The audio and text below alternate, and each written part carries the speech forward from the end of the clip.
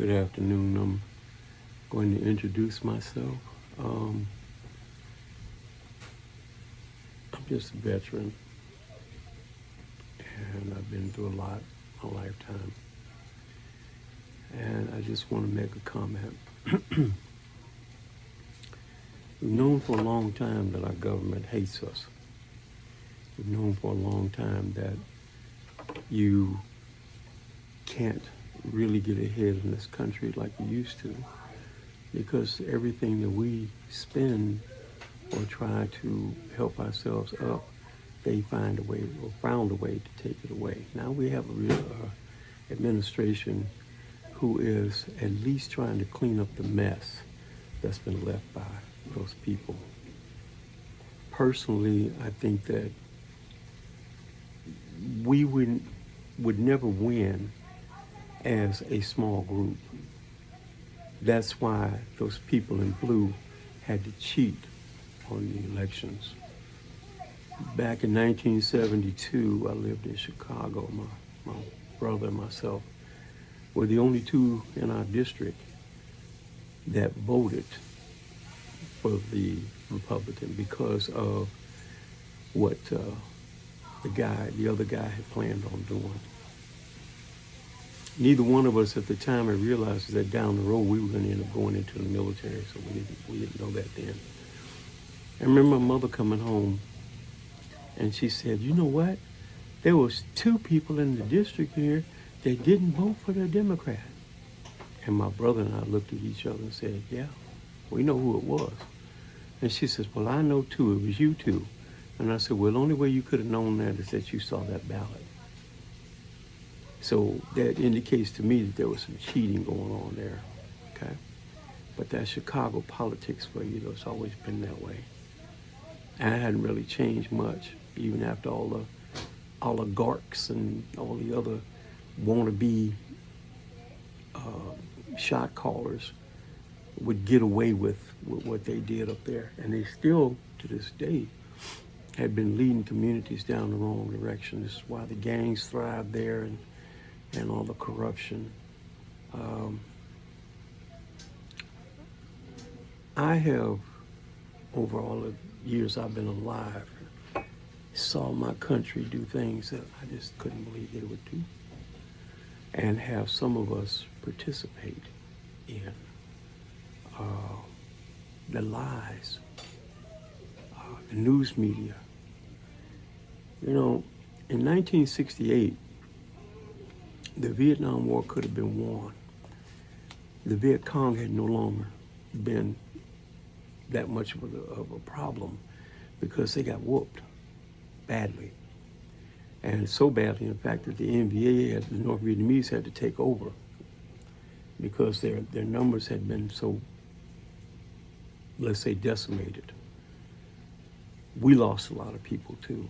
I'm talking about Americans and people had come here from other countries that went over there and fought in that war and were killed in that war. And they were not from here, from American soil, but they went in and joined our military to stand up to what was considered at that point a conspiracy of communism being taken over in the Asian countries, which did not come to reality. The lies that were told to us to send so many young men and women to death amazed me over the years. But anyway, in 1967, they could have beat them. They had the opportunity to do that. And the politicians didn't want to play it that way. You see, when they're making money, they like to push that a little bit farther, make a little bit extra, so that their children can go to the special schools and come out as special fools and get hired to be special idiots in the government. None of my family, over the years and their history, direct descendants of some people who were in the military and won Medal of Honor and all that. I did not do that. I put in my time. I did what I was supposed to do, and the U.S. Army stabbed me in the back But later on, I joined the Marine Corps and stayed in the Marine Corps for 7 years. I fully appreciated being in there. I had different things, jobs I had. However, when you are an individual who, let's say, marches to your own drum and lives the life that you want to live and have the values that you have of right and wrong, there are a lot of people in the society who don't care for you. I was considered many things as I've been older, not to be concerns anybody anymore. But the fact of the matter is that the only thing that is important, I would say, to you in your life, stop listening to these fools. Just stop. Turn them off. They don't have a clue as to what's going on in this world or outside of this world. They don't know and understand only what they're told by organized religion as well as other people out here in the society. It's like you're standing around a bunch of people passing that night train or Wild Irish Rose or that MD 2020, and you're discussing politics and about the world and not your future.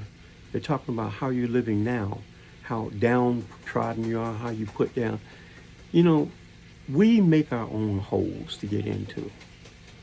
There's something that nobody wants to do. They lie to themselves and say, oh, no, I know what I want to do. No, you don't, because if you did, you would have done it already.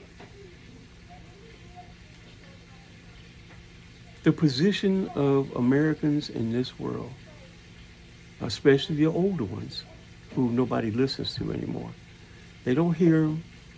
They don't know what the emotions that they go through. They don't know anything about them.